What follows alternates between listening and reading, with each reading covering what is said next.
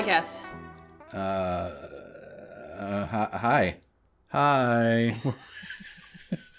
This is our podcast. We're really good at this. Welcome everybody. I'm Chris. I don't know what's going on. And that's your name, and this is I don't know what's going on. This is Kayla, my lovely wife and co-host. Oh, I guess Kayla is also okay.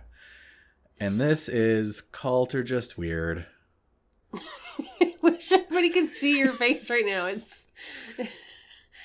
I'm gonna do the whole episode like this. It's like Mr. Rogers situation. You're gonna tell me crazy stuff and be like, "Well, ain't that just a hoot?" I am about to tell you crazy stuff. Well, that'll just be quite the surprise. I need better surprise words. Mr. Rogers-isms? I am just gobsmacked by that. You are. I am about to smack your gob. This is a children-friendly podcast. No, it's not. Where we talk about super racist stuff and cancer and suicide and all the fun things in life. Fair. Okay, I guess this is adults only. So go ahead and commence with the smacking of the gob. Okay. Are you ready? I'm not. I don't know. Like you previewed this on the last episode. You're like, oh, the next one's gonna be strange. Well, okay. Let's just go. Are we talking about racists this time? No, we are not talking about racists. Okay, I mean, that's like, nice. No, we're not talking about racists. We're not talking about racists. Mm-hmm. But the topic that I'm presenting to you today, the topic that I have chosen, I didn't realize that this would happen before going into my research, but while doing my research, I realized this topic has me questioning the entire premise of our podcast. Oh my God. Like, it almost makes me want to change the name of our podcast or the purpose, but... Well, we're definitely not doing that because the brand is out there. Like, I guess actually it's my fault for picking this topic. Like, it's a topic that just doesn't easily fit into the binary of our framework. And it's just, okay, it's just a fascinating topic. I've been interested in it for a few years, and honestly, I'm less interested in classifying this group as one or the other of our two possible outcomes, and I'm just more interested in, like, talking about it and informing our listeners about it and kind of just getting the info out there into the world and, like, maybe dispelling some rumors about it and just demystifying this topic for our listeners who may have some preconceived notions about it or may have not even heard about it at all ever. And then ending the podcast. Yeah, potentially. So, listeners, this is our last episode. You heard it here. Well, potentially. Oh, okay. Wait till we get to the end. Mm-hmm. So you, my co-host, Chris, you often start your episodes with a question. Oh, don't take after me. I wanted to go ahead and today follow your lead and start this episode My with lead a is question. a terrible one to follow. Well, my question is, Chris, have you ever had an imaginary friend? Have I? Did you have an imaginary friend as a kid? I don't think I did as a kid. What's wrong with you? I'm weird, so I'm trying to think. You know what? I'll have to ask the interview subject we had for Mary Kay if she remembers any imaginary friend that I may or may not have had, but I don't think so. Okay. I mean, I had stuffed animals, but I don't think different. I like had it. Yeah. That's different. Yeah. I texted my mom the same thing, and I was like, did I have any imaginary friends growing up? Because I don't remember any specific imaginary friends. I did a lot of, like, imaginary play and pretend play, but I don't remember any specific imaginary friends. I remember my sister had a ton of imaginary friends, and my mom said that I didn't need them because I had an older sister. But I was the older. Yeah, that's why you're weird and something wrong with you. So how do we go from imaginary friends to questioning the nature of the podcast? We're not quite at my topic yet. Okay. And I'd like to ask you to hold any speculation for now. Before we can get into the topic, I know, but before we can get into the topic proper, let's take some time to talk about the phenomenon of imaginary friends, just so we can lay some important groundwork for the topic later on. My sources on this were Wikipedia, of course, Psychology Today, The Globe and Mail, Science Friday, and, like, a bunch of other articles, and maybe some things I'll talk about later. You talked to your imaginary friend about it? From Wikipedia, or my imaginary friend. Wikipedia is kind of like my imaginary friend. So from Wikipedia, quote, imaginary friends, also known as pretend friends or invisible friends, are a psychological and social phenomenon where a friendship takes place in the imagination rather than external physical reality. Although they may seem very real to their creators, children usually understand that their imaginary friends are not real. End quote. I understand that you're not real and that I just have a fake computer voice doing my co-hosting. From Wikipedia. Actually, yeah, neither of us are real because all we do is aggregate. That's true. Imaginary friends as a social phenomenon present in children has been observed for hundreds of years, but the practice probably extends back much, much further. I mean, I'm sure it extends back forever, right? Like, I mean, I don't have any since data humans evolved to back that up, but imagination. I do. I've traveled into the distant past. In your imagination?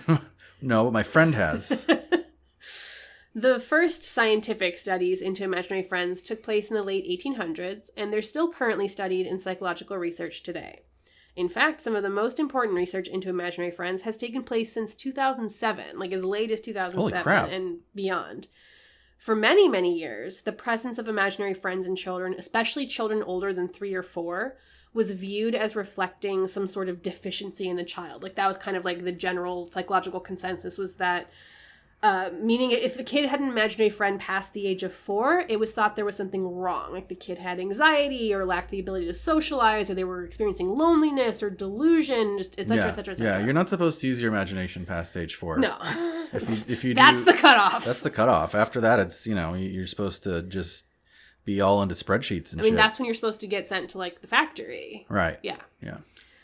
In fact, funnily enough, even famed pediatrician Dr. Benjamin Spock, who like is such a well-known like authority on childhood like development that he was parodied in Rugrats. Mm-hmm. I'm like 90% sure he was parodied in Rugrats. And he was the second in command on the original Enterprise. Different Spock, Dr. Benjamin Spock, the pediatrician. Oh. He was once quoted as saying, quote, "A little imagination is a good thing, but if a child still has an imaginary friend at the age of 4, a child psychiatrist, child psychologist, or other mental health counselor should be able to find out what they are lacking." Is that true, or is that just a Dr. Benjamin Spock thing? Let's continue, and we'll find out. Today, however... Actually, you're supposed to say, we'll get to that. We'll get to that. It's actually my next paragraph. Today, we know now that basically the opposite is true when it comes to imaginary friends. In fact, children with imaginary friends are more likely to have fewer quote-unquote deficiencies than imaginary friendless children. Like children that explains why I'm so weird. Yeah, okay. Wait, you're weird because you didn't have imaginary friends? Yeah, I didn't have one. Yeah. So I'm fucked up. Yes, because children with imaginary friends are actually like, they are more creative than other children, a trait that they carry with them into adulthood. Adults who had imaginary friends as children, they also score higher on quote-unquote absorption tests, meaning that they are better able to lose themselves in things like novels and movies, and they have more imaginative inner lives. What about kids that go to the Kids Corner and the Creativity website? What happens with them? I think those children may come away with some deficiencies that should probably later be addressed by a child psychologist and hopefully Child Protective Services. Right. Their imaginary friends can only be white. Oh, God. Can we not do racism in this episode? Sorry. I'm sorry. Oh, man. We can cut that. Children with imaginary friends often even have better social skills than other children, and sometimes even have larger vocabularies because they basically get to spend more time practicing like speaking and conversing and talking and relating to another person. And like the same goes for empathy. They get to practice it more because they have this imaginary friend. And they also tend to be less shy. Is there any... Okay, I have a few questions. One is, where is this all coming from? And then... It's a bunch of articles that I mentioned up top. Oh, okay. Okay. Second question is there any correlation to this with having siblings? I know you kind of already said I have no idea. The older, younger sibling thing, but I'm wondering if like because I had a sibling, like because you're saying like it helps you practice communication and empathy and all that stuff. Sure, a sibling's going to do that, but it's not going to help you with your like creativity. Right, but I guess in my head I'm kind of going like, oh, like that would make sense like for an only child to be more likely to have an imaginary friend in order to practice that stuff. I don't understand the question. I'm sorry. Is there any correlation? So it's actually, even though, okay, so only children or firstborns are technically more likely to have an imaginary friend. Okay. But even so, they don't score as lonelier or less socially developed than other children. Got it. and including other children that, like, have imaginary friends and siblings. That makes sense. So, while in the past, the presence of imaginary friends in children was worrisome to parents as it was thought to indicate possible mental illness, like we said, the opposite is true today. Like mentioned before, the vast majority of children are very aware that their imaginary friends are just that, imaginary. It doesn't matter how elaborate or complex the friend is, or the play, or the entire paracosm, we'll get to that word later, the entire paracosm the child might have built for the friend. Kids know that it's pretend. Like, it's not an indication of delusion or mental illness like Dr. Benjamin Spock potentially thought. It's just, they know it's pretend and they just enjoy doing it. And it feels real because it's like you're still getting used to your imagination, but they know it's pretend. I read a study where out of 100 or so kids interviewed about their imaginary friends, only one child insisted that their friend was real. That was always Spock's weakness. He was always too logical. My God, that's not even logic. Different Spock. I kind of want to Google Benjamin Spock there to see what his face looks like. What if he looked exactly like Leonard Nimoy? Yeah. If he didn't shave his eyebrows into that shape, he was severely wrong. He definitely should have put elf ears on. Yeah. In the Science Friday article I read, developmental psychologist Marjorie Taylor, who has done extensive research into the field of imaginary friends, talks about how she has in-depth conversations with children about their friends as part of her research, which sounds like an amazing job, first of all. You just get to talk to kids about their imagination. Like, yes. So she asks them details, etc., about their friends and, like, what they do. And after a while, the kids will often, after talking for like an hour or so, they'll kind of go, you know, this is pretend, right? Like, you know, it's an imaginary little girl. Like, they try to make sure you know it's all pretend. So, like, they're so aware of this. Very kind of them. Yeah. Like, these kids want to make sure you know that they know that it's not real. Right. I mean, yeah. I appreciate that because otherwise I could have a psychotic break. You? Yeah, you already totally. did. Yeah. It's really that these kids are just exercising their creativity muscle super hard. And in fact, the benefits of having an imaginary friend are so real, both for children and adults who had imaginary friends as children, that sometimes now parents are worried when a child doesn't have an imaginary friend. It's like a complete 180. Interesting. Interestingly, I also learned that children aren't the only ones who have imaginary friends. While most imaginary friends and the entire activity of pretend play generally starts up around 3 years and then, like, peters out by age 10, many children have been known to carry imaginary friends with them into their adolescent and teen years, and some teenagers even create imaginary friends as teenagers. And again, these teenagers generally have higher levels of creativity, higher levels of social skills, lower levels of shyness. Wasn't there a paranormal activity about this? Paranormal activity? Of kids, not of teenagers. If somebody just having an imaginary friend too long and whoops, it turns out they're real and it's a ghost. Evil ghost. And that was Paranormal Activity 3, and it was a child. Okay. And it was a flashback. Oh, okay. It was all a prequel. Pardon me. Spoilers. Pardon me. So these teenagers that create imaginary friends, like, they get the same benefits as kids. Like, they're not as lonely, they don't have as much anxiety, they don't have social isolation, and they're more creative. So it's just a really interesting thing, because I'd never really thought about, like, older like kids coming up with this kind of stuff, but it's kind of something that doesn't necessarily leave you in your teen years. Yeah. Well, and you'd also you're just sort of your default mentality there is like, oh man, if you have an imaginary friend when you're 14, you're a weirdo. You're a weirdo. Yeah, but it's really interesting that it's not. It's like the opposite of that. Keep that in mind. Quick question. Actually, two things. First of all, man, this topic is so much nicer than last week. Yeah. Second of all, when are you going to explain paracosm? What is a paracosm? Please. We're just about to get into it. Oh my God, thank you. For some children, the presence of imaginary friends can grow and develop into something more. An article I read talked about the concept of a paracosm, which, as my co-host demonstrated. Look, I have definition blue balls over here. As my co-host demonstrated, I said it earlier, I lost the sentence. It's fine. A paracosm is an entire imaginary world. To quote the Science Friday article, which, by the way, has an entire series on the phenomenon of imaginary friends, so definitely go check it out. Quote, these worlds are typically elaborate, entailing their own geography. Holy shit. Transportation systems. What? Governments. And holidays. Oh my god. Was this what Lion the Witch in the Wardrobe was? Basically, yeah. Actually, so I did have, when I was in either 4th or 5th grade. Did you have a paracosm? Well, no, we didn't have a paracosm, but we had a fake laser company. Oh, I do remember you telling me Remember about the this. laser? I told you about the laser company I had with my friend Joe Backus. What was it called? It was called LTI, Laser Technology like Incorporated or Institute or one of the, I don't know. And we drew little logos for it, and they were like our friends were like members or employees or something. I don't really remember too much about it. Were the lasers you made lasers or you had? No, lasers? we did nothing. We just talked about it. We talked about it and drew some pictures. What did you sell? We were in 5th grade. I don't know. We just had a company. It was a club. It was a thing we talked about probably like 3 times. It was a paracosm. It was a paracosm, I guess. A para corporation. A para corporation.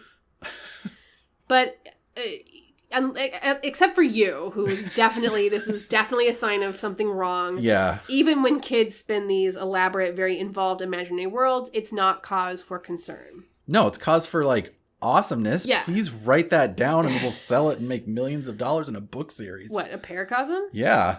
How? I'm just saying, if I had a kid that was like telling me about his paracosm. Oh, yeah. Oh, for sure. I would be like, stop what you're doing. Let's write it down. Let me get the dictaphone. Let me get the dictaphone. I'm going to call up J.K. Rowling because I have her on speed dial. Don't have her ghostwrite it. Okay, well, Ghostwrite whatever. it yourself. I'll go. Yeah, I'll sell a lot of copies with the name Chris Carlson on it. Hey, she started out just as J.K. Rowling. No one knew who she was. Fair. So you can do it too, kids.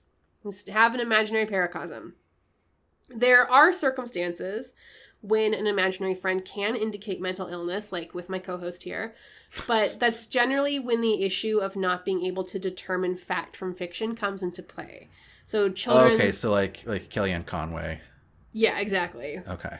Children that do not understand that their imaginary friends aren't real may be displaying symptoms of mental illness. There is also some research indicating correlation between imaginary friends and sexually abused children who go on to develop dissociative disorders. But again, it's important for parents to not freak out when kids have imaginary friends, no matter how weird or crazy it gets.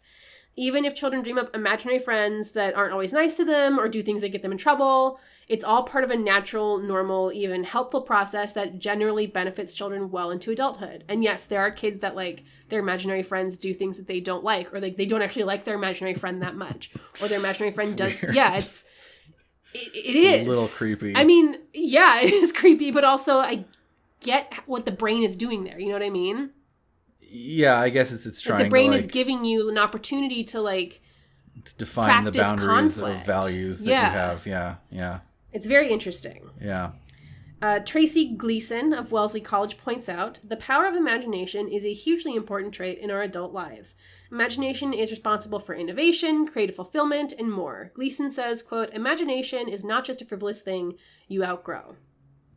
So we mentioned that, obviously we're talking about how little kids have imaginary friends. Sometimes adolescents and teenagers have imaginary friends. Please tell me this is like a children's cult. Oh God, not yet. We're talking about adults next. Oh, bummer. While there are fewer instances of imaginary friends documented in adults, the phenomenon is not unheard of. In fact, some very creative folks you might know of have had imaginary friends as adults. Like celebrities? Yeah. Wait until you hear these names. Agatha Christie, author of well-known mysteries such as And Then There Were None and Murder on the Orient Express. Didn't she write like 1 million books? Yes, she is the best-selling novelist in the world. So, okay. Of all time. Of course she had to have an imaginary friend. There's no way she could have written all those books by herself. She's sold like 2 billion, I think it's 2 billion copies of her books. Right. But she's literally the best-selling wasn't author. She also a prolific writer though too, right? Like she had just published a ton of books? Oh yeah. Okay. So she's actually somewhat famous for her friendships with imaginary friends. Really? So she had siblings, but I think her siblings all went to boarding school and she stayed home. And so she actually was lonely as a child. Okay. And often created imaginary friends to keep her company. And she pretended she was in school with them. But as an adult, she continued to create imaginary friends to surround herself with. It's actually not uncommon for writers, especially writers who craft characters they use over and over and over again. Like, she created both Hercule Poirot and Miss Marple, who were like, they starred in their own entire like book series and are very well-known characters. So it's not an uncommon thing in writers to like feel their characters eventually take on lives of their own or like interact with them like they are imaginary friends. Right. No, but it totally clicked with me that would just be just a correlation, right? Like if you're somebody that does that for a living, then you're somebody that is like good at imagining developing a personality, separate from your own, whether you're putting it on paper or interacting with it yourself. Right. Agatha Christie, however, said that she preferred her imaginary friends to her characters because they weren't as old. And also she sadly... Seems like she could have solved that. Yeah. Well, no, because her characters had to grow up, you know? Oh, right. Like, you can't go back in time. Well, she didn't have to write realistic fiction. She could have written fantasy. But she did. That was her thing. And also, it didn't really matter because she eventually very sadly grew to hate her character, Hercule Poirot. Oh, God. And after writing many, many novels about him, she came to view him as a, quote, egocentric creep. Yeah. Okay.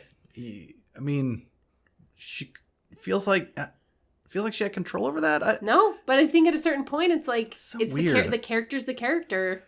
Yeah, I guess. Apparently, Sir Arthur Conan Doyle. Like mind-blowing. Sir Arthur Conan Doyle also grew to hate Sherlock Holmes. Really? Yeah. He's kind of a know-it-all. Well, Hercule was an egocentric creep.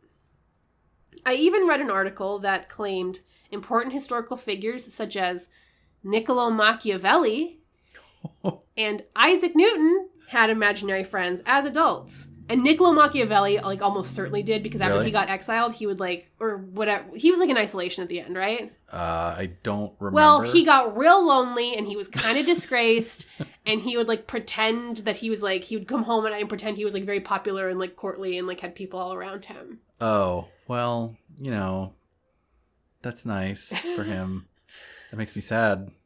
But you don't need to feel sad for him. He's fine. But for these three adults we just mentioned, imagination was everything. Like, their imaginations are why we remember them today. Right. Well, and Isaac Newton was he was an interesting fellow. Like, he was a weirdo. He did a lot of good science. Right. But he also had like a lot of strange pseudoscientific things that he was into. Probably imaginary friends. But I mean, that's the thing, right? Is like if you're that creative, right, it's not always in one direction. It can be in many different directions. On the show that I'm on, one of our writers, I'm sure he's not the only person that has this theory, but he's the first person that I heard like succinctly distill this theory, and that he basically is like to truly achieve like true human greatness, what we view as like the pinnacle of human greatness, it takes personality disorder. And he was referencing that guy who like climbed Half Dome or whatever. Oh yeah, because to do that, you truly have to have like almost something quote unquote wrong with you. You need to have some sort of like. Yeah, I mean, I hesitate to say wrong with you. Like, that's why I said quote unquote. It's not the right phrasing. I think that you need to have something in the extreme, whether it's extreme dedication or extreme passion or extreme skill or whatever it is. But I think it takes such an extreme that it's almost something that differentiates you from other people. It's definitely something that differentiates you. I wouldn't say it necessarily means that it's disordered necessarily, but that the fact that I think it makes sense to say that to do something extreme takes some extremely different mental makeup. Right. Like Isaac Newton. Yes. If you Google, quote, why is imagination important for adults? You're responded to with article after article explaining the immense benefits and value of imagination. Forbes has an article all about the ways imagination is crucially vital in business innovation. HuffPo explains that imagination can be more important than reality in igniting our passions and creating our futures. Mental Floss has a whole article about how imagination boosts problem-solving skills, preserves memory, and even gives us self-confidence. In fact, imagination... I do have to imagine my self-confidence. Yeah, that's the only way I'm going to have any. Yeah. In fact, imagination is one of the few things I believe that truly makes us quote-unquote human. Like, it's something We have the rare ability to picture something in our minds and then like take the steps to make that thing happen in the real world. Like other animals don't really have that in the same way that we do. Yeah, as far as we're aware, that's one of the only really differentiating things. Right. Although I also am not like super up on the research. So, like I don't know if research has shown that like, oh, ravens can do that too. But to my knowledge, probably not to the extent we can. Even if they can like picture, oh, if I put this rock in the water and it raises the water up, I can get the food or whatever the experiments they do with the raisins. Right. They're not raisins doing or the ravens. The raisins, the California raisins. Well, the ravens could be getting the raisins. Yes, to eat. Yep, that's what I said. And either way, the ravens, the raisins, they're not doing no space travel. Like space travel is the result of imagination. Movies, TVs, computers, cars, like anything that someone has quote unquote invented is the result of imagination. Right. What I'm getting at here is imagination is really fucking important. No, it's super important. And like anything like that, you have to go through a process of picturing something that never existed before. Right. And in all of those cases, to bring it into reality, like you have to imagine it so vividly that you can share it with others to help you bring that to fruition. Right. Now that we're all on the same page here about the importance of imaginary friends and the importance of imagination in general. What's the cult? I'd like to finally introduce my topic today. On today's episode of Cult or Just Weird, we are going to be talking about tulpas. Oh, yeah. I've talked to you about tulpas You've talked to me about this before. Quite a bit, in fact. Oh, boy. So I want you to try and, like, forget everything that we've talked about and just try to go into this conversation with an open mind. I know I've talked to you a lot about tulpas, but I've learned a lot. I will bring a sense of naive wonder to my reactions. And for our listeners who may not know what tulpas are, don't worry. Shut down the podcast right now. No, don't. Just don't worry. We're going to get into it right now. It's not bad. It's actually quite interesting. It's fascinating. It's yeah. When you Google tulpa, in addition to getting the Wikipedia page, you also get the following. People also ask, is creating a tulpa dangerous? How long does it take to make a tulpa? What is the tulpa effect? And is a tulpa an imaginary friend? So what is a tulpa exactly? An imaginary friend. It's an imaginary friend. The short answer, I guess that's the short answer. The slightly longer answer, but still short, is the Wikipedia description. Quote, tulpas is a concept in mysticism and the paranormal of a being or object which is created through spiritual or mental powers. It was adapted by 20th century theosophists from Tibetan sprulpa, which means emanation or manifestation. Wait. Let me finish the quote. Modern practitioners use the term to refer to a type of willed imaginary friend, which practitioners consider to be sentient and relatively autonomous. That's whack. Did you say that this was a thing before, like in the 1800s? Oh, honey. This isn't an internet thing? This isn't like a people being weird on the internet thing? I mean, yes and no. It has roots in theoretically ancient culture. Do not like. Nope. Don't like that. Yep, you should. You really, really should. It's okay. Okay. What the fuck? So the long answer as to what a tulpa is much longer, and that's why we're doing this podcast. I have absolutely no idea when I first started learning about tulpas or why or how, but I first came across the concept like at least 4 years ago, and it definitely had to do with Reddit because, not surprisingly, the largest gathering place for tulpa enthusiasts is the subreddit r/tulpas. Guess where we're promoting this episode? Oh man, this is gonna triple our listenership, right? They already know. Spoiler alert. I talked to a bunch of tulpas. Not to the people, but you talked to the tulpas. Both. Fuck, that's awesome. Oh my God, I'm rubbing my eyes right now. Since you can't see that, I'm rubbing them because I'm just so excited. So on r/tulpas, the community description is as follows. Ever wondered what it would be like to have a mental companion who can think and act on their own?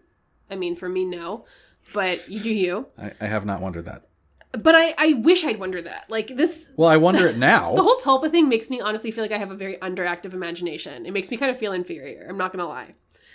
Ever wondered what it would be like to have a mental companion who can think and act on their own? That's what a tulpa is. Yes, it's a strange word. We didn't make it up. The Tibetans did many centuries ago.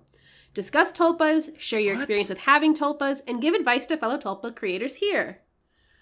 So I know you're probably going to go into this, but so you know when you were talking about the kids? Yeah. And the kids would go for a little bit and then they'll be like, this is imaginary, right? To the adults. Right. This is not that, right?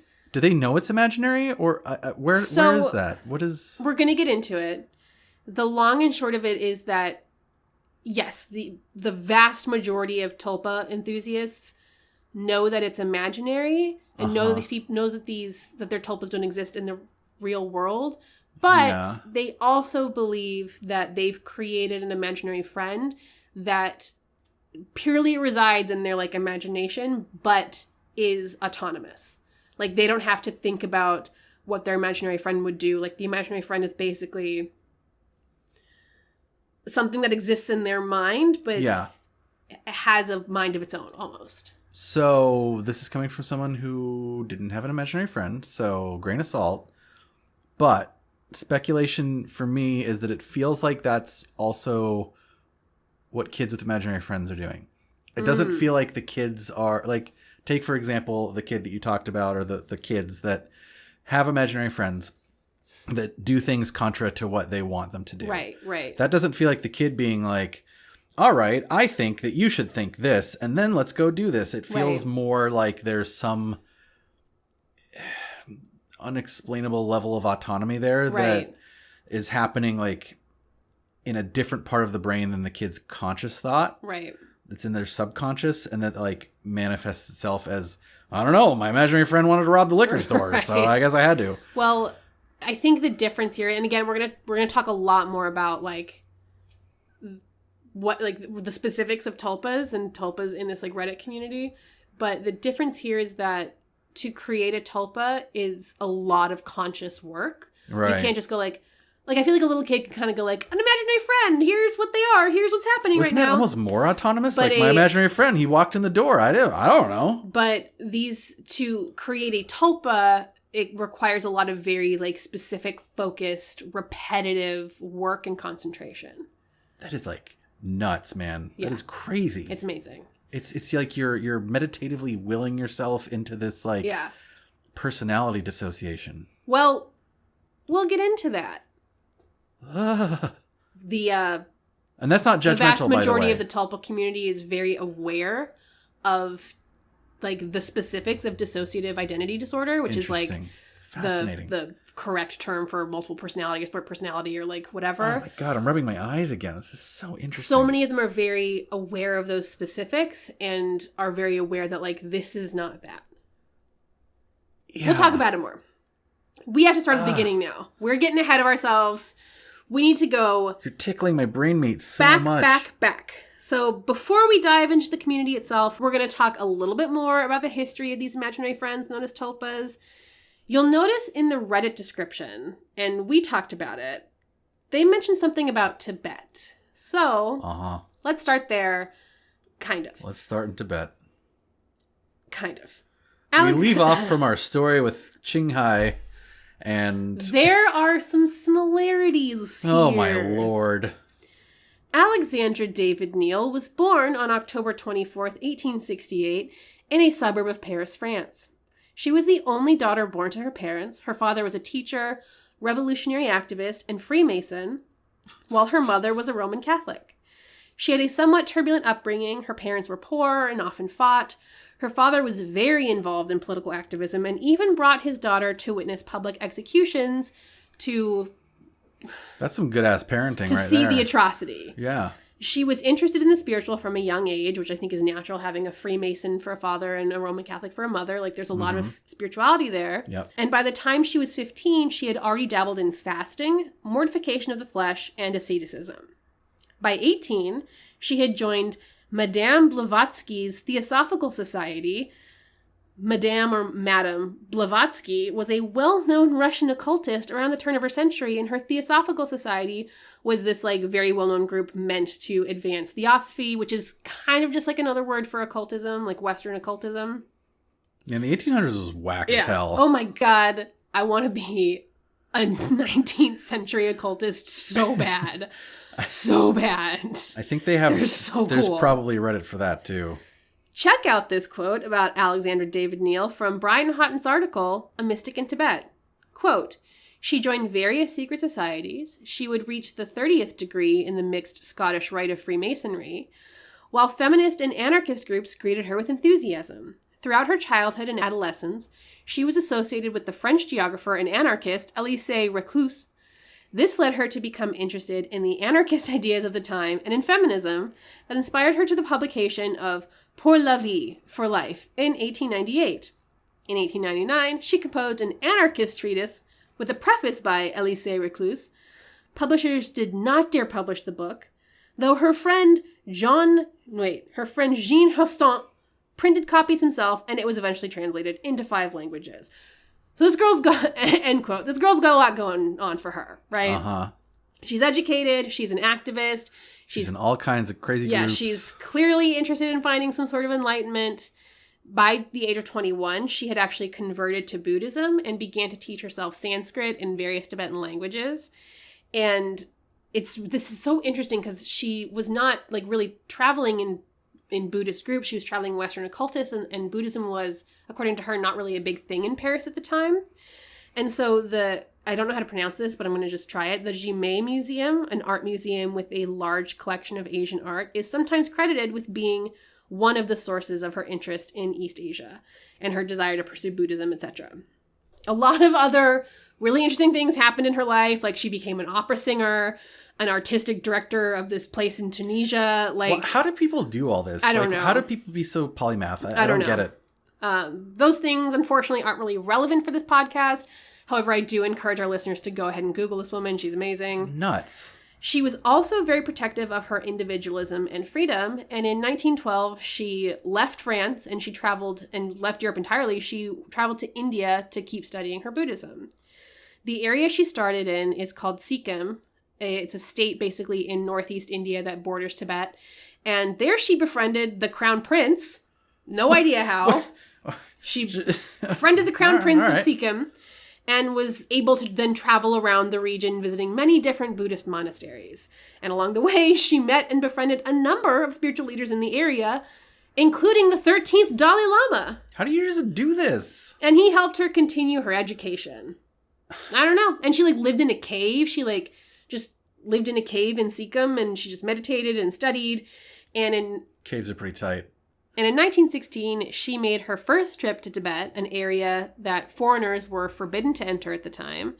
And she did that multiple times. She just But it was forbidden. How? She just went. She literally just was like, I'm not going to ask anybody's permission, and would just go.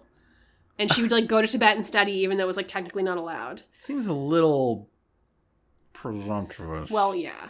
I mean, this is a white European woman. Just being fuck it, I can go.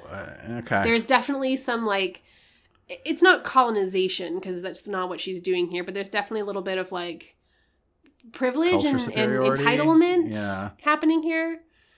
But also, a lot of people were like, oh, how dare she do this? But then a lot of people were like, good for her. It was...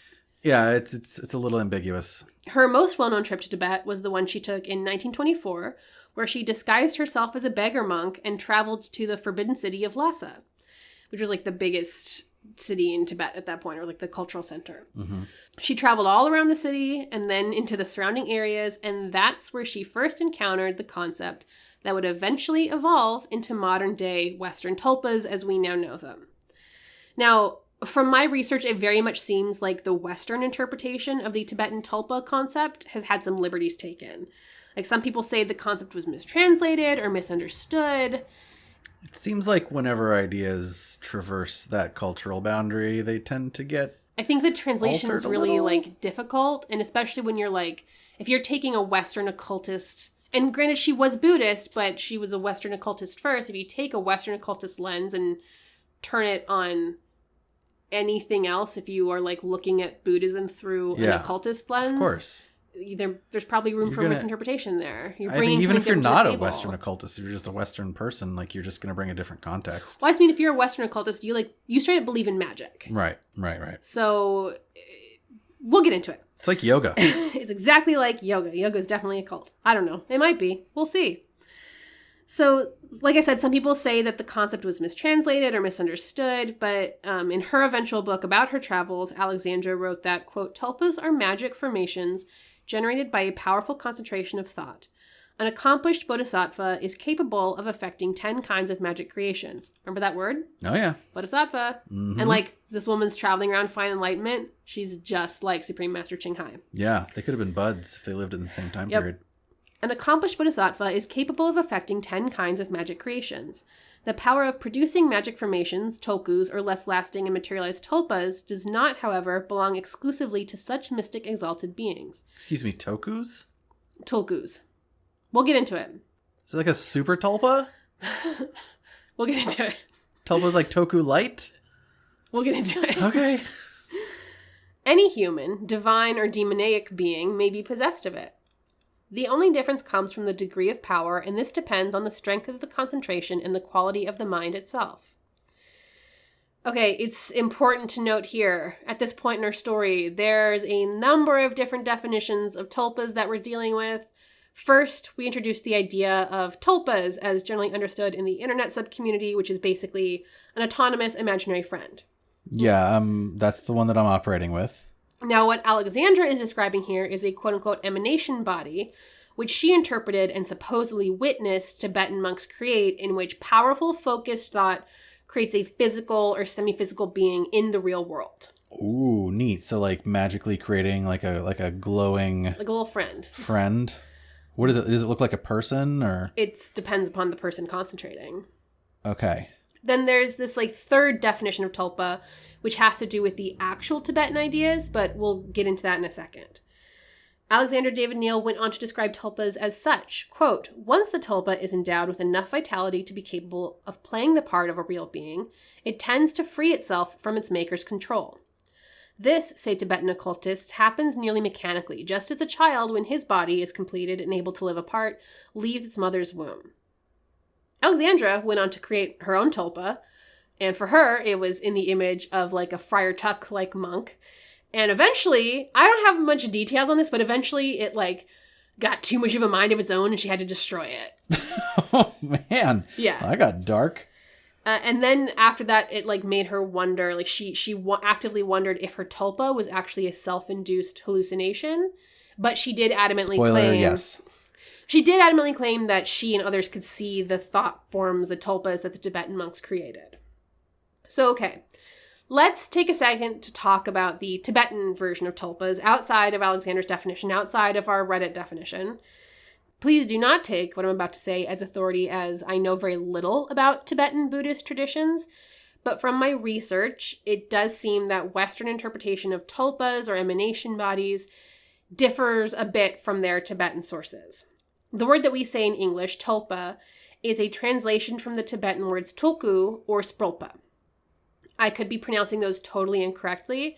I also learned that there's like a lot of different Tibetan languages, so there's a lot of room for mistranslation here. Mm-hmm, mm-hmm. So those words in their Tibetan languages literally mean emanation or manifestation. But a tulku, in actuality, is the Tibetan concept of a reincarnated spiritual leader, basically. Like tulkus are spiritual leaders that teach students in whatever their spiritual methods are, and then when the tulku dies, they get reincarnated, and the students that they taught now raise the new master, basically. So like from a baby. So the most well-known example of a tulku is the Dalai Lama. That's exactly what the Dalai Lama is. Oh, interesting. So that's kind of like, there's a real big difference between that version of tulku and what we're calling tulpas. It's a very different thing. Yeah, the Dalai Lama is a real physical person. Right. However, there is at least one Buddhist text that does say the ability to create, quote, a mind-made body can be achieved. And other texts describe similar mind-made bodies, but frankly, their definitions appear to be far closer to like astral projection than an actual like physical thought form coming into existence. Got it. Okay. So it's unclear to me if Tibetan Buddhists actually have a concept of creating an autonomous imaginary friend, or if Alexandra just misinterpreted the tradition of tulkus/sprulpas. Either way, it's very clear that modern Western tulpas of today, as described and enjoyed by internet culture, differ greatly from their origins. Right, yeah. But their origins are still there. Right. So, yeah, okay. So just to track back the three different types. So there's the Buddhist tradition type, which more refers to the way that the Dalai Lama works. It's more like reincarnation or astral projection or, yeah. Mm-hmm. And then there's the Alexandra, what was her last name? David Neo. Yeah, her. There's her version where it's more like, okay, if I concentrate, if I use the force strong enough, then I can make myself a little force buddy. Right. And then there's the sort of modern internet version, which is I'm not necessarily magicking this into physical existence, but I am creating something that lives autonomously inside of my mind. Correct. Yep. Got it. Okay. Either way, whatever was right, whatever was wrong at the Alexandra time, 20th century theosophists grabbed onto this concept that she presented. And it was also like kind of floating around in other Western Buddhist occult traditions. The term thought form, another word for tulpa, was used in occultist literature as early as 1927. More descriptive, less cute. Right. Yeah, thought form is, I get what it is, but tulpa, I like it. Some sources say, like we mentioned, the Western occultist definitions were more inspired by Tibetan traditions rather than based on. That's what it seems like. And while Tibetan tulpas were based on Buddhist faith, Western tulpas and thought forms were more related to Western magic. Right. Like Western occult magic. Other occultists in the early 20th century developed their tulpa ideas alongside the concepts of auras and astral projection. So they've just kind of been developing ever since, but they started kind of in that realm of like true magic almost. Right. Theosophical magic. Right. As the 20th century progressed, the concept of tulpas slowly began to enter somewhat mainstream culture. What? No, it didn't. In fact, oh yes it did. I would argue that The X-Files, the television show, is probably one of the biggest sources responsible for popularizing tulpas. They had not one, but 2 episodes about tulpas. What? Wait. Okay. So, I know I'm going to lose a lot of nerd cred by saying this. So here goes. I didn't watch the X-Files. That's fine. I know it's fine with you, but all my friends are going to be like, "You didn't watch the X-Files? Oh my god!" Anyway, now that that's over with, what? Yeah. They did 2. The X-Files did 2 episodes. There was an tulpas? episode in like 1996, and then an episode in like 2016, like the more recent season. 2 different episodes. The fuck? Oh, it gets weirder. Hold on. In fact, their first episode about tulpas, which was season 6, episode 15, titled Arcadia, go watch it. Oddly enough, while the monster of the week in that episode was a tulpa, the rest of the episode was centered on a too perfect, kind of culty planned community in Southern California. What? Based on the writer's experience with bizarre, intrusive HOA rules while living in a planned community in Southern California. Irvine?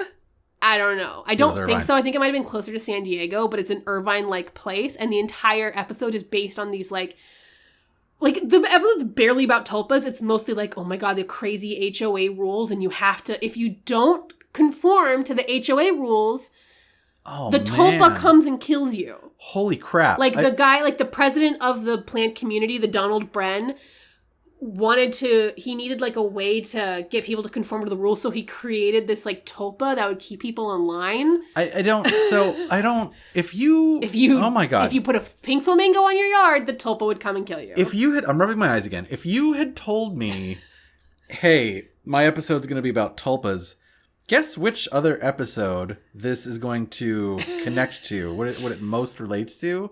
I think the Irvine episode would have been last. Yeah, potentially. Yeah. What the fuck, X-Files? Yeah. Go watch the episode. It's good. The other episode, I think it was like season 10. I don't know. It's like one of the more recent seasons. The nouveau seasons. The new ones. Yeah. It was also good, but the season 6, episode 15 was basically tulpas in Irvine. What? Oh my god. All right. Are we almost done? Because my brain's full. We've been recording an hour. Oh man. We're like not even close. My brain's full, Mrs. Westergaard Dobson. Like we mentioned, the largest and most well-known Tulpa community today exists online. And while Reddit is where most folks have congregated, the modern Tulpa phenomenon started, where else? 4chan. On 4chan. Oh! You'll remember 4chan from our episode about Cicada 3301. It's basically an online message board that's largely anonymous, and it's just kind of this site that allows for and attracts a lot of just, like, really weird shit. Like we mentioned, there's intense gore and porn, and then there's, like, weird spooky stories, and of course things like 3301 and Tulpas. And racism, if you want to get Definitely back to that. Racism. There's racism there. But if you think the story goes, people started talking about Tulpas on 4chan, and then they were a thing. Oh, my friend, there is so much more here. Because, dear friends, dear listeners, around 2009, a very specific group of people began experimenting with and popularizing Tulpas and Tulpa culture on 4chan. Wait, when did it start on 4chan? 2009. So it started in 2009, and then 2009 was also when this group of people... These people started talking about Tulpas in 2009. Okay. That very specific group is, of course, none other than bronies. Oh, boy. Yep. Wait, bronies started the whole Tulpa thing? Bronies. That's not good. Yep. It's true, though. I don't remember if we've discussed bronies on the podcast before. I don't think so. We tweeted about them from Comic-Con. So they might be a topic in the future, so I'll only briefly brush on them here for context. Yeah. Bronies is the term used to refer to a specific subset of the fandom of the children's cartoon show My Little Pony: Friendship is Magic. It's an adorable show targeted at little girls about cute cartoon ponies, but for some reason it developed an intense fandom that consists of adult men who unironically love the show. Some get deeply obsessed with it. It's a whole thing. We'll do bronies one day, and then we can really, unpeel that onion. Peel that onion? Peel that onion. It's peel. Why isn't it unpeel? De-peel. Because peeling refers to removing the layers. I know, but the peel is the layer. Unpeeling would be putting layers back on. I'm just saying, if the peel is the thing on the outside... Peel the peel. You should de-peel the vegetable or the fruit, not peel it. I guess you're right. I am. I don't know where I was now. Nobody does. So one day we'll talk about bronies in depth. But what's important... Apologies in advance. What's important here is to note that some of the earliest internet adopters of Tulpas were bronies. I read quite a bit about why this particular fandom glommed onto the Tulpa thing, and I couldn't really find any definitive answers. It's speculated that certain boards on 4chan were more likely to be Tulpa-friendly than other boards, so folks already interested in Tulpas naturally gravitated to the MLP board, or even the X board, which is where, Cicada first started showing up. MLP meaning My Little Pony. And it's a board specifically for bronies. I've seen other speculation that Tulpas appeal to bronies because of the bronies' inherent loneliness or inability to connect with the opposite sex or romantic partners. But for me, that feels a little, reductive and stereotypical. Right. That isn't to say that some bronies haven't created Tulpas for those reasons. Some bronies created Tulpas of the MLP characters specifically to be able to engage romantically or sexually with the characters they so love. So it is a thing, but I can't say it's the only reason. Anyway, Tulpa culture grew and grew on 4chan, and eventually it migrated on over to Reddit, where r/Tulpas now has 27,600 subscribers. That smacks my gob. And from here, an entire collection of jargon and lingo sprung up around the community. I think I meant to say around the community, but I put round the community. No, that's like the folksy way of saying around. The community. Sprung up around the community. Folks around here make shit up in their heads and love them some My Little Pony. And so this jargon, this lingo, it was all about tulpamancy. Tulpamancy? Have I mentioned tulpamancy yet? Yeah, that's how the community refers to the practice of creating, cultivating, and interacting with your tulpas. I figured. Great word. Yes, it is a fantastic word. People who create tulpas are tulpamancers. The process of creating your tulpa is called forcing. And honestly... I don't like the connotation of that word. I don't like the word forcing, but it's just the word. Okay. And the practice itself actually sounds like a very deeply meditative practice from what I understand. Again, this whole process takes a great deal of focus and intense concentration. Right, I can see that being meditative, yeah. Right, and so from what I understand, forcing is basically focused mental work to force your tulpa into existence. A lot of tulpamancers actually begin just with meditation and using that practice to be able to like tap into that like focused inner world that you kind of get into when you're really in your meditation. Okay. This sounds like it's kind of bringing it back to the whole like Buddhist monk thing. Yeah. Oh, for sure. Yeah. That's the roots are there. Yeah. So while you're in this like meditative state, you basically, again, with focus and concentration, think about your intended tulpa, like what you want them to look like, what you want them to sound like, how you want them to act, what kind of attributes you want them to have, what kind of personality. Like, hold up. Yes. Look like? Oh, I mean, we'll get to it, but yeah. But wait, what part of that? Well, they're imaginary. Yeah, but can't you I guess, imagine what something looks like? Sure, I guess. Okay, so, all right. That makes sense. Yeah, I know it does, and so do they. It was just weird because like look like implies that you're somehow like going to be able to see it. Yeah, but like I can picture right now I can picture something that I've never seen before and what it looks like. No, yeah, and now that I think about it, like I've played Dungeons and Dragons, and the descriptions of how the different characters look are very important. Yeah. So eventually, once you've done your forcing, you move on to interacting with your tulpa, even if they can't interact back yet. So like you can still be in the process of forcing and you start interacting.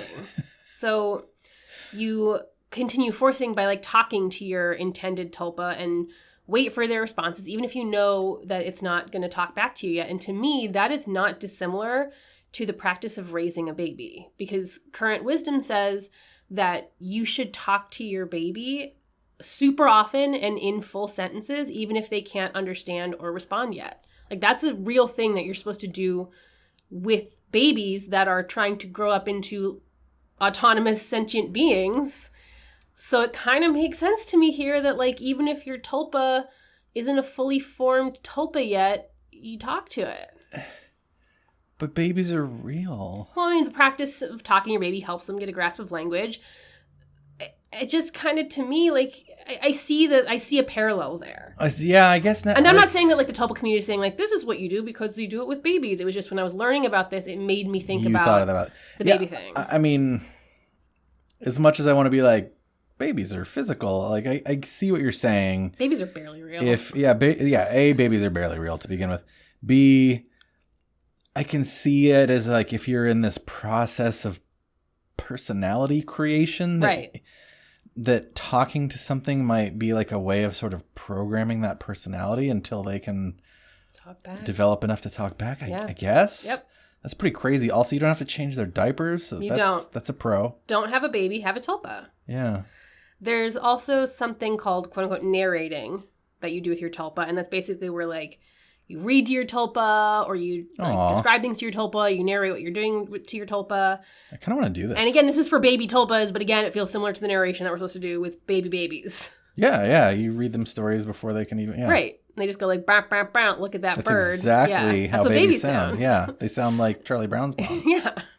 That's wah-wah. Oh, pardon is me. Babies, clearly. Of course. A lot of descriptions that I've read of the tulpa creation process also seems to be similar to the two theories of evolution that I'm aware of. And again, this is not something that tulpamancers are saying. Biological evolution? Yeah, yes.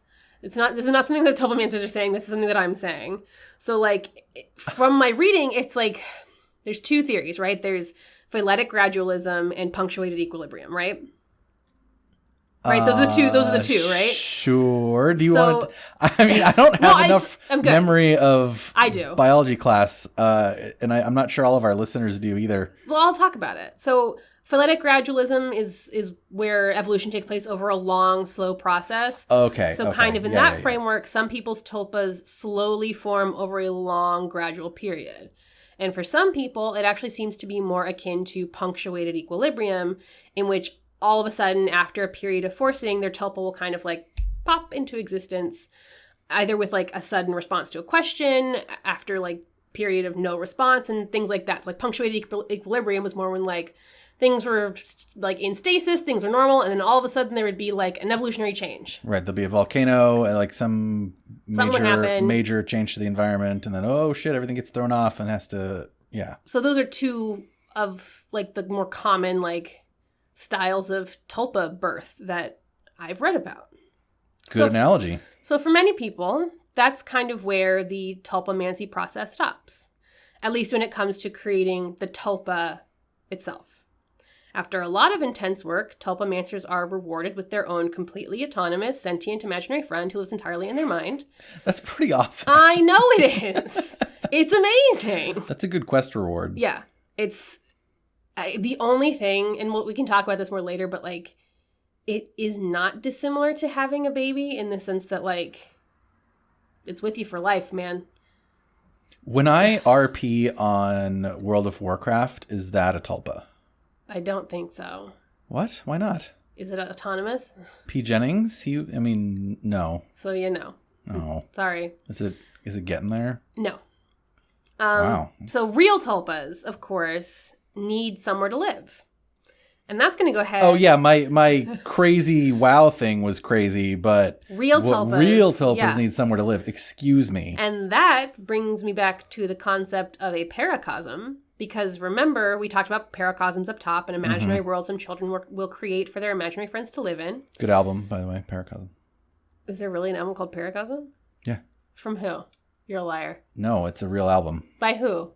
Look it up right now. You have a computer in front of you. Paracosm, studio album by Washed Out. Does that sound about right? Yeah. All right. So that's a paracosm. Well, tulpamancers kind of have their own version of that is generally called the Wonderland. And essentially, the Wonderland is a plane of existence simply within the tulpamancer's imagination, and it's like where the tulpas reside. I suppose at this point I can say that often the tulpamancer will refer to themselves as the host, so the Wonderland is the host's imagination, and the tulpas hang out there. Question. Yes. Are we just living in the wonderland of some vast God only intelligence? Knows. Okay. God truly only knows. Well, not only would God know, he would be the tulpamancer. We'll talk a little bit more about that. Ooh, a little bit later. Wow. All right. Getting deep. Like tulpas, the Wonderland can basically consist of whatever the tulpamancer wants. Like we talked about earlier, tulpas can look however you want. They can be 6 foot tall anthropomorphic rabbits. They can be cool ass dragons, anime girls, little ponies, like literally all of the above. Whatever you want. Yeah, all of the above in like one freakish like amalgamation. And the Wonderland is essentially a dreamscape. It's like a paracosm. The only limits are the host's imagination. Mm-hmm. So it could be like caramel waterfall and okay. Mm-hmm. I also read a lot about how tulpas can get bored because literally they don't have anything to do. They live in your head. So tulpamancers will basically... It's confusing though. I know. Tulpamancers will basically force things for them to do, like books and games and things for them to like play with to pass the time. And again, those things all exist in the Wonderland. That's very, very sweet of them. Yeah, it's nice. Wait, do some tulpamancers not treat their tulpas well? I hope not. I bet there are. Don't talk about that. That hurts my feelings. It makes me feel sad. Tulpamancers can interact with their tulpas in the Wonderland themselves. Like, given the proper meditative state, tulpamancers can imagine themselves in the Wonderland and make it feel as real as day. And I'm sure that's a wonderful experience. If you like have a tulpa, it probably always feels like there's a little bit of like a separation between the two of you. So to be able to go to a place where you're kind of together, I don't know. It sounds really nice. The face you're making. No. It does sound nice. I'm just, these folks have whatever part of your brain is responsible for like imagination and visualization must just be like, they must just have double the number of neurons there that I do. Or they work at it. I don't know if it's necessarily like their brains are born different. I think that they make a choice to. That's right. That's right. To work at it. More neurons don't actually mean anything, but more connections do, which requires work. There you go. And again, once you have your dreamscape, your Wonderland, for some people, this is where tulpamancy stops. But for others, there's still more to do.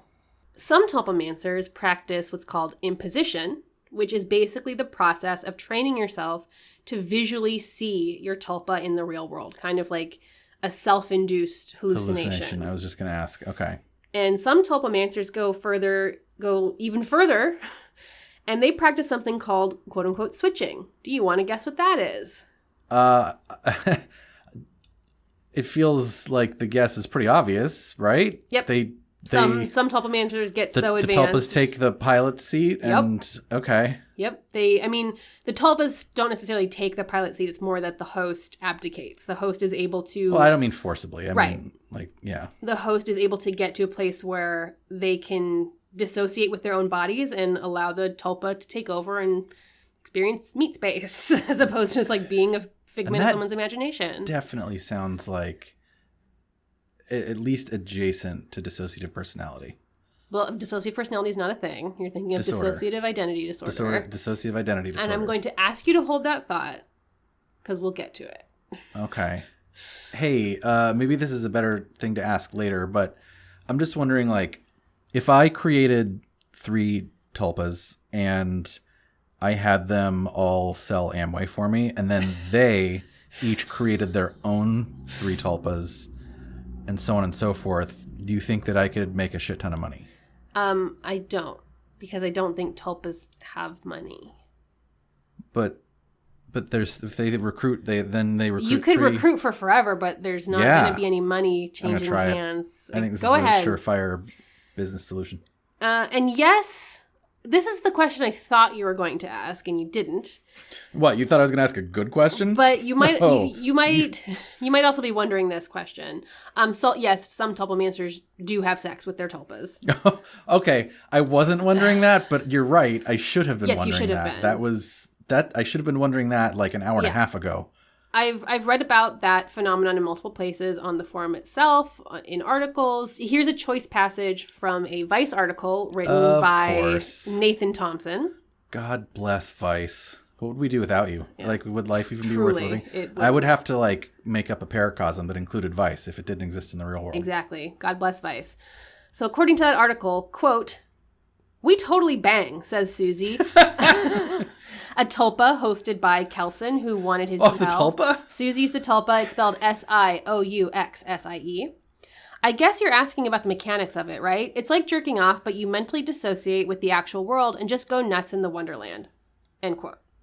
Okay. Sure. It makes sense to me. Not that I'm going to try it anytime soon, but...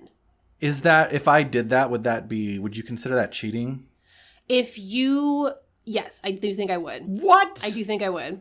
It's my own brain, man. But if you truly believed that it was an autonomous, sentient being that lived inside of you, I don't think I would be okay with it without us, like, setting some ground rules, like, talking about it. Like, if you just had sex with your tulpa, it would definitely be cheating adjacent, I think. And that's very weird. It's very weird to say. So I can't just bone my imaginary friend. Please don't. Fine. Then, like, what's the point of making an imaginary friend? Okay, well, that's really offensive, actually. To you? I think to the whole practice. Yeah. Hold on, just... I was joking. Again, hold that thought. You're the one that brought this up. I was going to make a whole pyramid scheme, and you're like, what about fucking your tulpa? Well, it comes up. It's not... Okay, tulpa sex is not necessarily a taboo topic, but there are ethics around it. And that's why your thing about, like, why have a tulpa unless you can fuck it? Like, you're not the first person to ask that. Again, as the tulpa is a separate autonomous being, rules and ethics of consent apply. So you can't just fuck your tulpa. You have to get active, enthusiastic, ongoing consent. But can't I force it to want to have sex with me? Okay, well, many tulpamancers highly caution against the practice of creating a tulpa just because you want to have sex with it.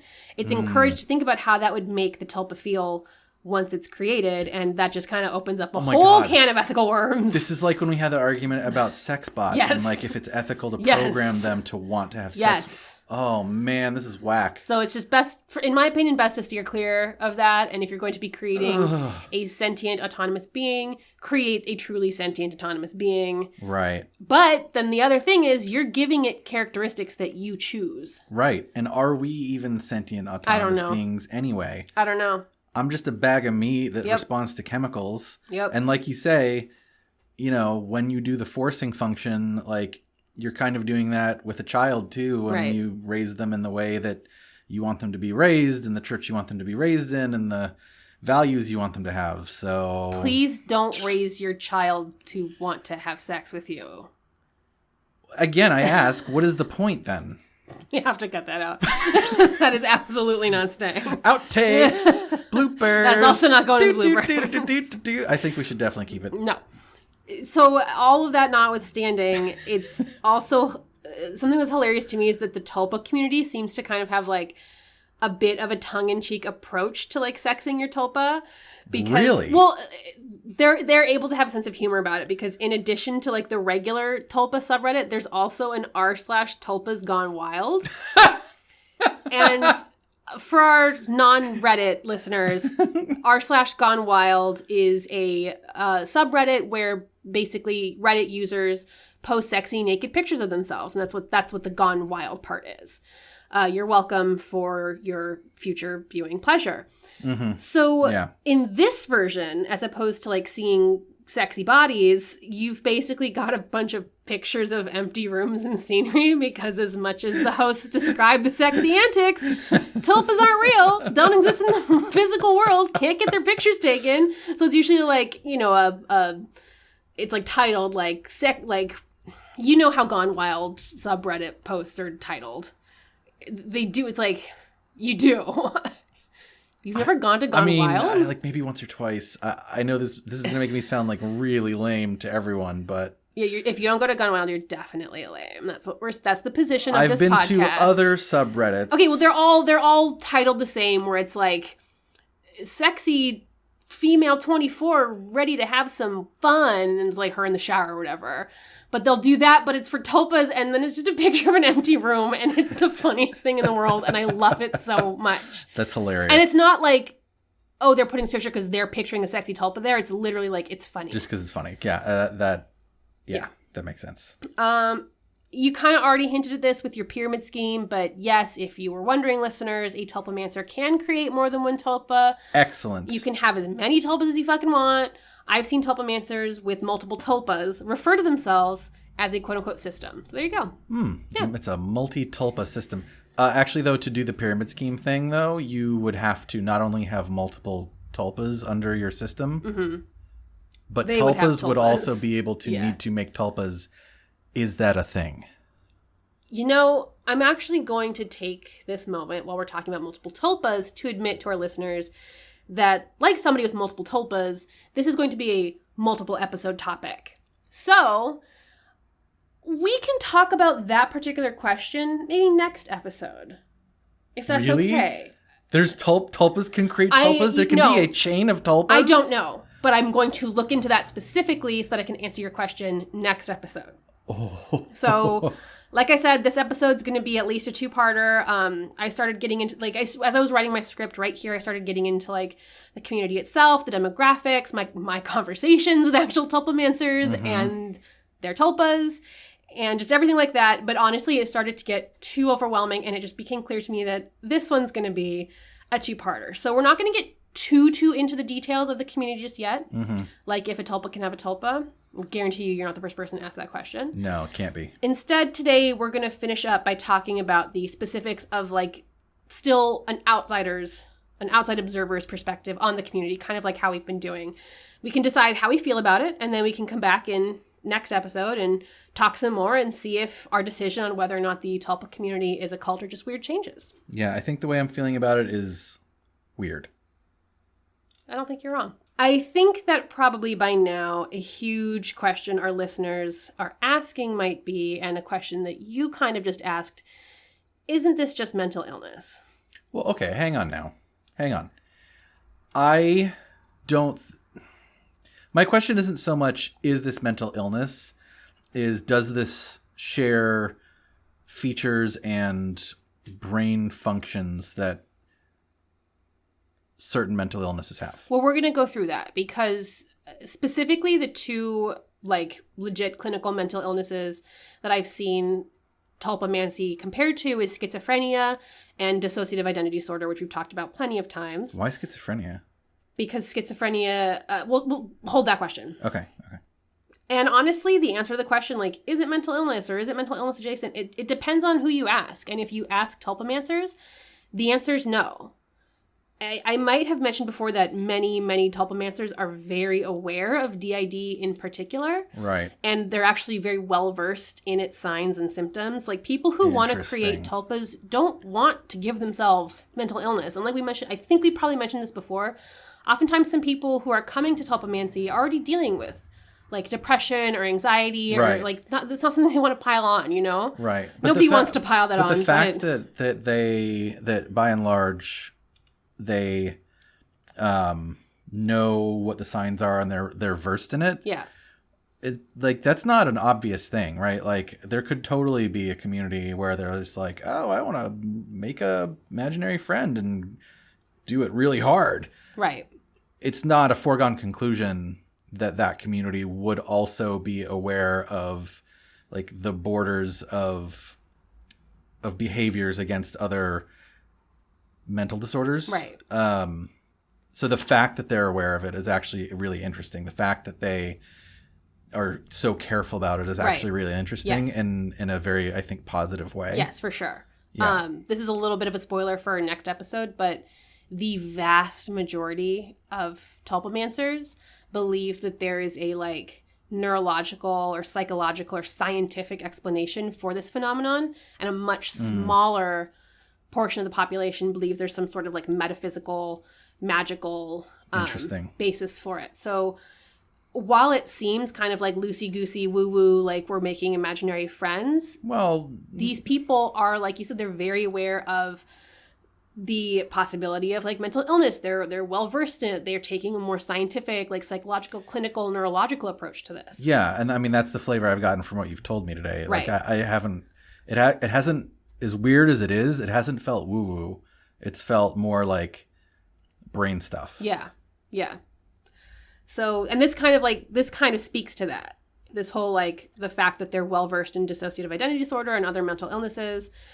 In the meantime, like we can talk about that next episode, what they know about DID. So in the meantime, let's talk about what other people say.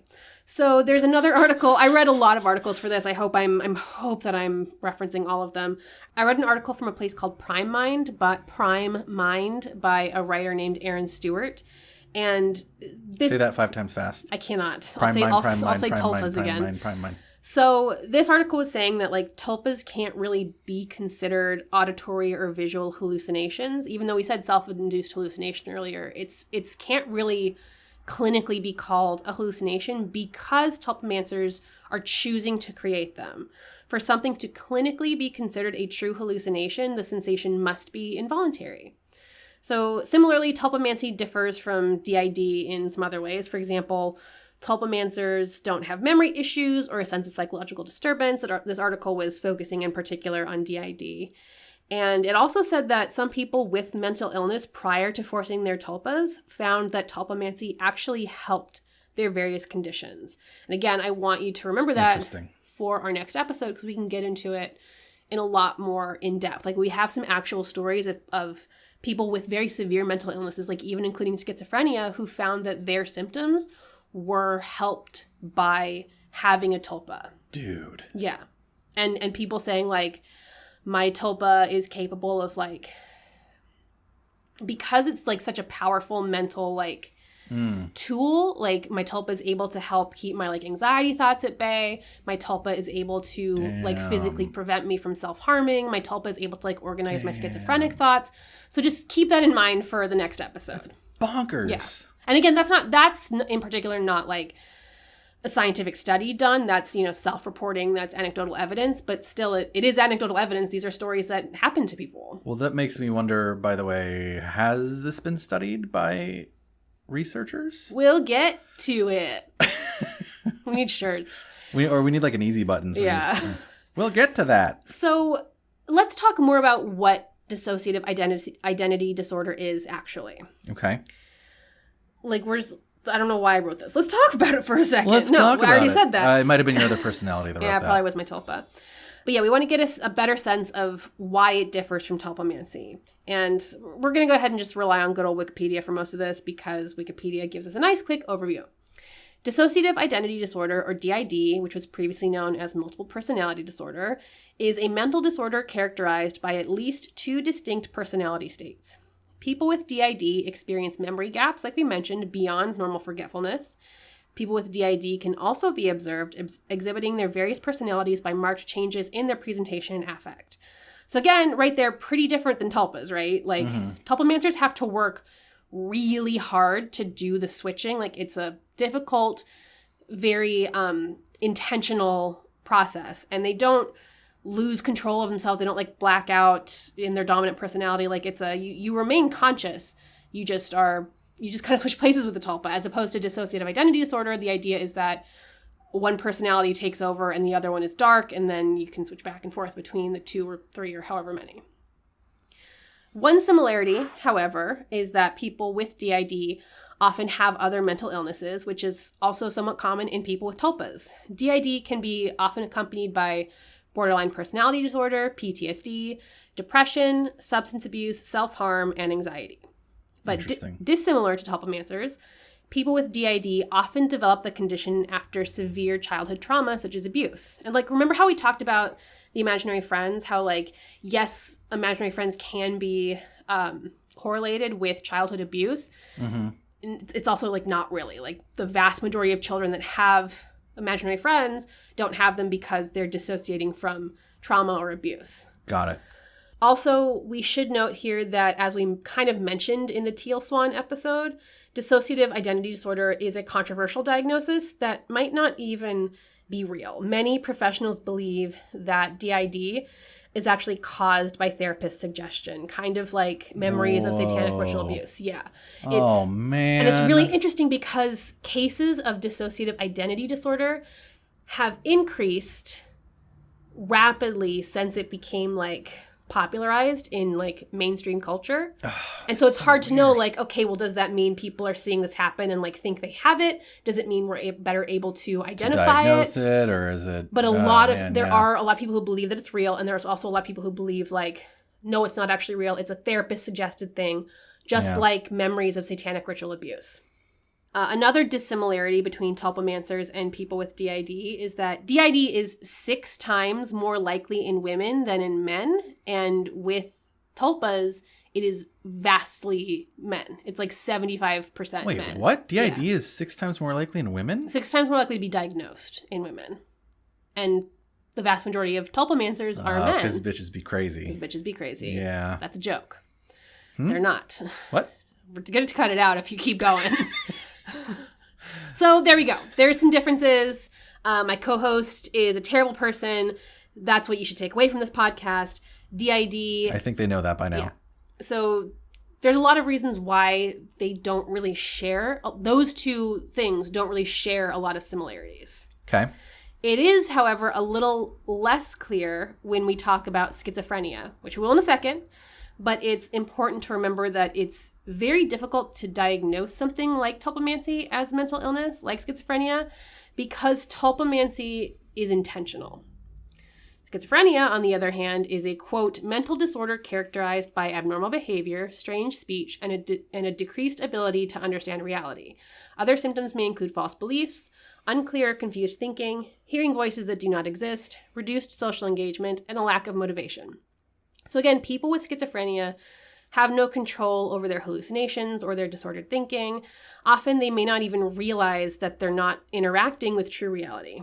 But tulpamancers, on the other hand, are very aware of these facts.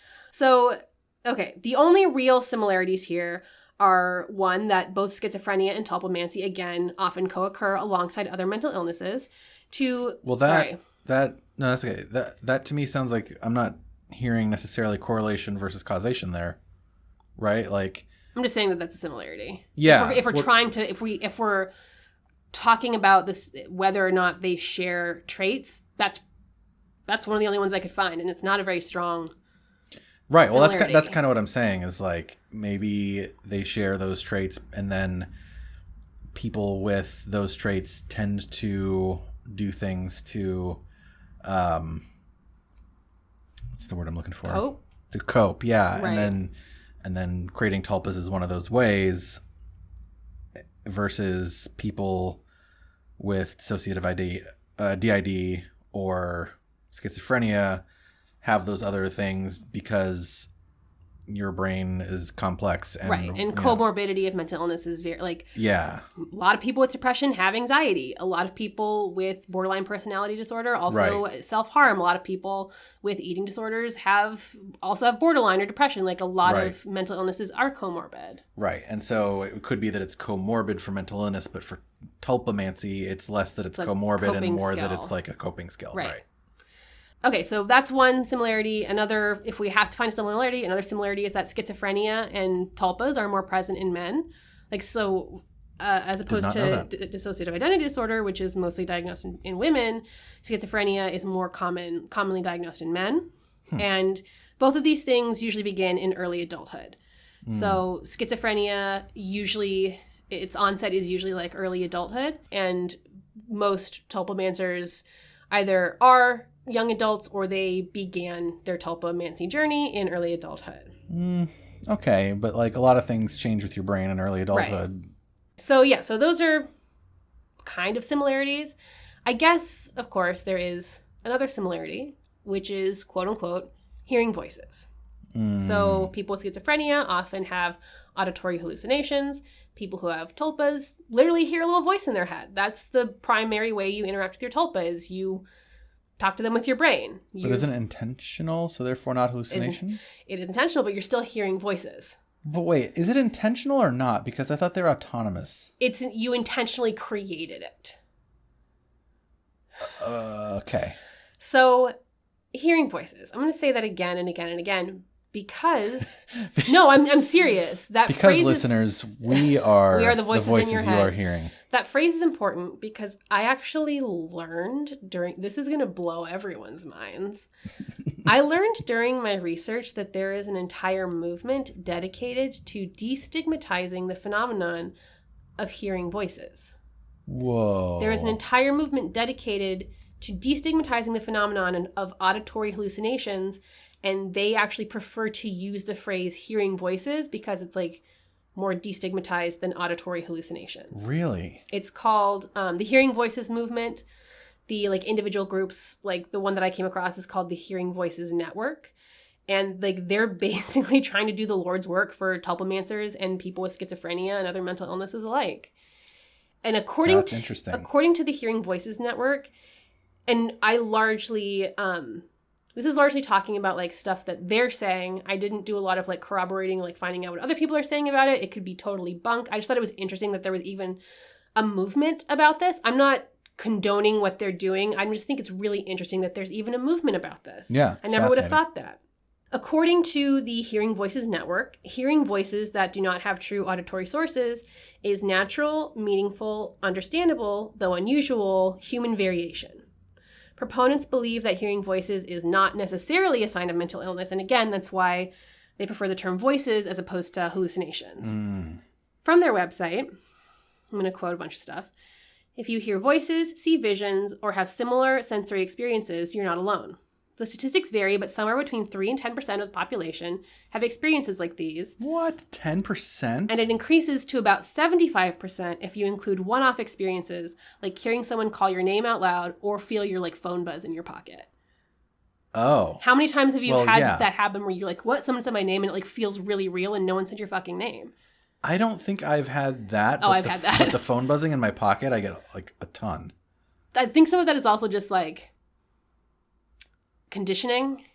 Right. But I've definitely had the like heard a voice. But like it's a one-off, not a like all the time.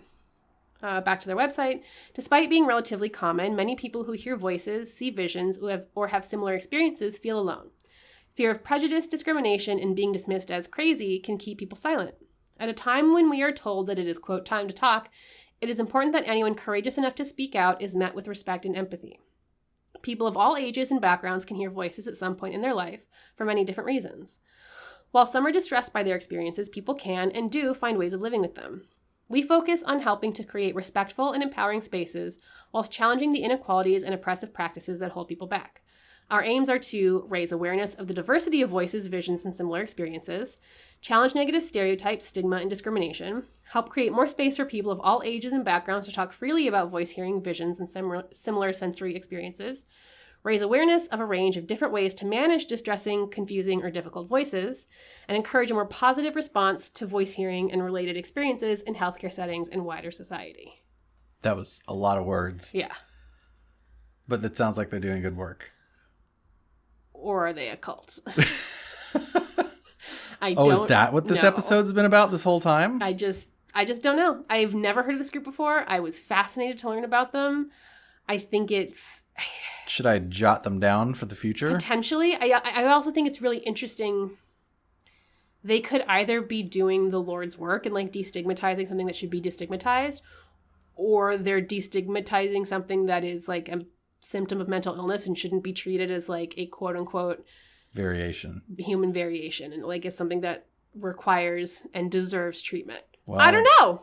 Okay, I could really go down a rabbit hole here, and I know I kind of veered off topic, but I just wanted to point out that this aspect of tulpamancy that like might seem to some people like a quote unquote slam dunk in the tulpamancy is a mental illness basket. It already feels like we're down a rabbit hole. We're definitely in a rabbit hole, but I'm just saying like talking about this is just to make the point that like even if you go, nope, they're crazy because they hear voices, okay, well that's not really necessarily the slam dunk that you think it is, because there's people who are like, nope, there's potential for hearing voices to not even be mental illness at all. So there we go. Interesting.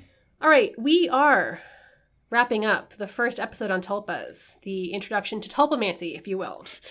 Next episode, like we said, we're going to take a deeper dive into the online tulpa community itself, and we'll actually talk directly with some tulpamancers and their tulpas. And we're going to answer whether you can have a metatulpa. We will answer that question. We'll talk about what the community is like as a whole. We're going to be focusing a lot on the subreddit r/tulpas, but there's an entire tulpaverse on Reddit. That's their word, not mine. God. With such forums such as r/tulpas gone wild. Yeah, but which I'm totally going to take a look at later after you go to sleep. Oh yeah, it's very dirty. Sounds hot. Here's a whole list. You've got Tulpa Metaphysics for metaphysical discussion, Tulpa Lounge for off-topic discussion, Tulpa Meme for memes, Tulpa Art, like Tulpa Art Tuesday, but every day. Ask Tulpa for asking tulpas anything. Tulpa AMA for AMAs with tulpas. Tulpa Fic for fiction with tulpas. Advanced Tulpamancy for hardcore fun. I'm assuming that means like hardcore tulpamancy, not like hardcore porn. Tulpaphobia for the scary stuff. Just Tulpas for tulpas to improve their speaking skills.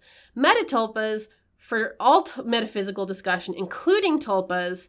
Tulpa Tasks for daily challenges for tulpas. Tulpa Personality for personality typing your tulpa and other personality typing and tulpa-related discussion. And my personal favorite, r/tulpas for skeptics, which is very interesting. Holy shit! Yeah. Wait, a lot the of those personality are not... one, can't why can't you just give them like Myers-Briggs? Of course you can, but this is like okay. Conversation. A lot of them are not, some are far more active than others. Some are very inactive. Tulpa for skeptics is very active. I spent a lot of time on there because I was really interested to like...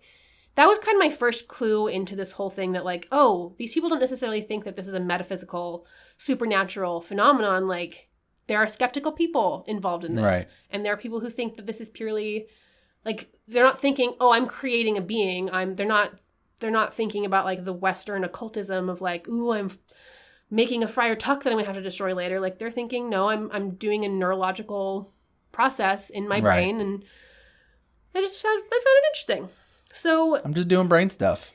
Do we want to try and answer our question, or do we want to save it for next episode? I would say that if next episode is going to be a different group or topic, then we should answer the question now. Well, it's not different. It's just... But if it's the same group or topic, then we should answer the question at the end of next episode. You don't want to like make a prediction? I mean, you kind of already did. You said that you think it's weird. Well, I mean, no, I said that I was feeling weird. Right. But yeah, like so far, this is definitely very weird. Yeah, and amazing. Far more creative than our previous episode. Far more true creativity and imagination and just cool stuff. It is really funny that we did an episode on creativity and then followed it up with something that's like one of the most creative things I've ever heard. Yeah. And we didn't plan that, listeners. No. It really just happened. Yeah. Especially because I chose my topic without consulting a third party, really. Oh, wait, I asked my sister. I just forgot to ask our producer, Alyssa. Whoa. Alyssa, I'm sorry if you're hearing about this for the first time on our show. I'm sorry. Jeez, that is so... Is she fired? No, of course not. How dare you? Well, you're the one that's going around and doing other production work with other producers. I'm just bad. At things. Okay. And not only that, it was nepotism. Yeah. Holy shit. Sorry. I do not approve. Are we done here? Yeah. Is next episode going to be a Tulpa of this episode? Oh, you can answer that next episode. Okay. Are we signing off? Because I mean, we have to. Well, because you and I are actually about to go watch an episode of Adventure Time, because apparently there's an episode about a tulpa, so let's go. Well, that show is conclusively weird. Yeah. So, all right. Yes. This is the best episode ever. So come back in 2 weeks, guys. We will talk about the actual Tulpa community. We will officially answer our question, and I don't know. We've got some good stuff in store. Yeah. Do we have a call to action? Do we have a call to arms? Oh yeah, email us still have our email inbox open. Email us your creative things that you're working on. We'll talk about them, as long as you also include a culture just weird topic that we can talk about, and we will give you a nice little shout out on our show. Yes, and if you have a tulpa that you are working with, yes, this offer is open to them as well. And this tulpas count as a creative project as well. Right, but I'm saying if you're a tulpa listening to this, don't feel like you need to wait for your master's permission. Excuse me. Just email us. Do not say master. Whatever. What is it? What is host. Host? Excuse me. Good Lord. I'm sorry, hosts, or I don't know who I'm saying sorry to. I don't know who you're saying sorry to. We should probably go ahead and cut this off before I dig myself any further. Tulpas, send us your creative projects. Hosts, send us your creative projects. And your tulpas. Everyone else, thanks for listening. I'm Kayla. And I'm Chris. And this has been Cult. Or Just Weird. Nailed it. Nailed it. That was a real ending. I was very proud of that.